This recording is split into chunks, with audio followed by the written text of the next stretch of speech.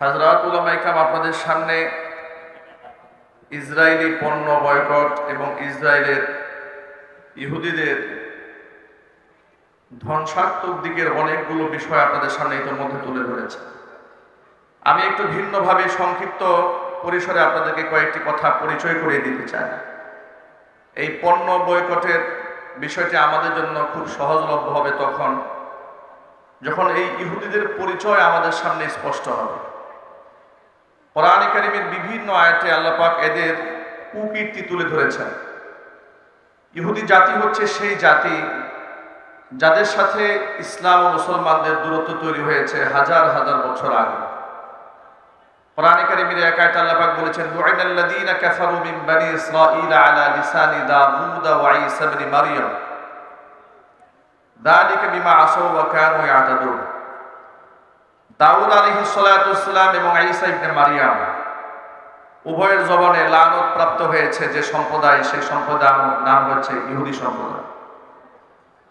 এই ইহুদি সম্প্রদায় হচ্ছে সেই ইহুদি সম্প্রদায় যারা নবী মূসা কালিমুল্লাহকে দারুণভাবে কষ্ট দিয়েছে, যাদের কুকীর্তি বর্ণনা দিদিকে আল্লাহ পাক বলেছেন দুরিবাতা আলাইহিমুল মাসকানা যালিকা বিআন্নাহুম কানু ইয়াকফুরুনা বিআয়াতিল্লাহ ওয়া ইয়াকতুলুনাল আমবিয়া বিগাইরি হক। তাদের উপর জিল্লত নেমে এসেছে ইহুদি জাতির উপরে, কারণ তারা নবীদেরকে হত্যা করেছে। তারা নবীদেরকে হত্যা করার মতো জঘন্য পাপ করেছে। এই ইহুদিরা হচ্ছে সেই ইহুদি যারা দু জাহানের বাদশাহ ইমামুল মুরসালিন রাহমাতুল লিল আলামিন খাতামুল আম্বিয়া নবিয়ুনা মুহাম্মদুর রাসূলুল্লাহ সাল্লাল্লাহু আলাইহি ওয়াসাল্লাম পাহাড়ের গিরিপথ দিয়ে হেঁটে যাওয়ার সময় পাহাড়ের উপর থেকে পাথর চাপা দিয়ে হত্যা করতে চেয়েছিল। এই ইহুদি জাতি হচ্ছে সেই ইহুদি জাতি যারা নবী করিম সাল্লাল্লাহু আলাইহি সাল্লামের খাবারের সাথে বিষ মিশিয়ে হত্যা করতে চেয়েছে।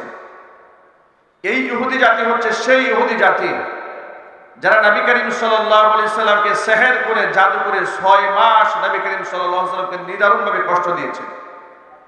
এই ইহুদি জাতি হচ্ছে সেই অভিশপ্ত ইহুদি জাতি নবী করিম সাল্লাল্লাহু আলাইহি সাল্লামের ইন্তেকালের পরে রওজা মুবারক থেকে হুজুরের লাশ পর্যন্ত যারা চুরি করার ষড়যন্ত্র করেছে, এই অভিশপ্ত জাতির নাম হচ্ছে ইহুদি জাতি। এই ইহুদি জাতি হচ্ছে সেই ইহুদি জাতি যারা ফিলিস্তিনের মাজলুম ছোট্ট ছোট্ট মাসুম বাচ্চাদেরকে পাখির মতো গুলি করে হত্যা করছে। এই ইহুদি জাতি হচ্ছে সেই ইহুদি জাতি পৃথিবীর মধ্যে সবচেয়ে ধ্বংসাত্মক কার্যক্রম যারা সম্পাদন করেছে, এই জাতির নাম হচ্ছে ইহুদি জাতি। আমি উপস্থিত সকল ভাইদের জ্ঞাতার্থে এবং সতর্ক করার জন্য বলছি, আমাদের উচিত হচ্ছে এদের সাথে সব ধরনের সম্পর্ক বয়কট করা। এদের যত পণ্য আছে, কোকা কোলা সিরিজ থেকে শুরু করে পেপসি আরসিকোলা ফ্রান্টা থেকে শুরু করে এদের যত প্রোডাক্ট আছে সমস্ত প্রোডাক্ট বর্জন করা। এমনকি এদের অ্যাম্বাসেডর যারা বাংলাদেশে কাজ করছে, সিনেমার নায়ক গায়ক গায়িকা, যারা জাতির দুর্দিনে জাতির ক্লান্তি লগ্নে এরা কখনো ভূমিকা পালন করে নাই, কিন্তু ইসরায়েলের ক্লান্তি লগ্নে যখন তারা দেখেছে গোটা মুসলিম বিশ্ব ইসরায়েলকে বর্জন করেছে, তাদের পক্ষ হয়ে দালালি করে তারা বিজ্ঞাপন তৈরি করছে।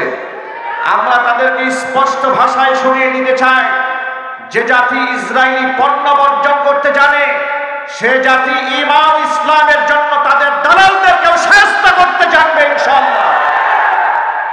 সুতরাং ইসরায়েলি পণ্য আমরা যেভাবে বর্জন করেছি, এটা আমাদের সামনে ঈদুল আযহা এসছে, এই সময় প্রতিটা দোকানিকে আমরা বলে দেব যে দোকানের মধ্যে ইসরায়েলি প্রোডাক্ট থাকবে ওই দোকান থেকে আমরা কোনো ধরনের পণ্য বাজারজাত কিংবা কেনাকাটা করব না। এটাকে আমরা ওয়াদা করতে পারি ইনশাআল্লাহ। আল্লাহ রাব্বুল আলামিন আমাদের সকলকে ঐক্যবদ্ধ হয়ে কাজ করার তৌফিক দান করুন, আমিন। আসসালামু আলাইকুম ওয়া রাহমাতুল্লাহি ওয়া বারাকাতুহু।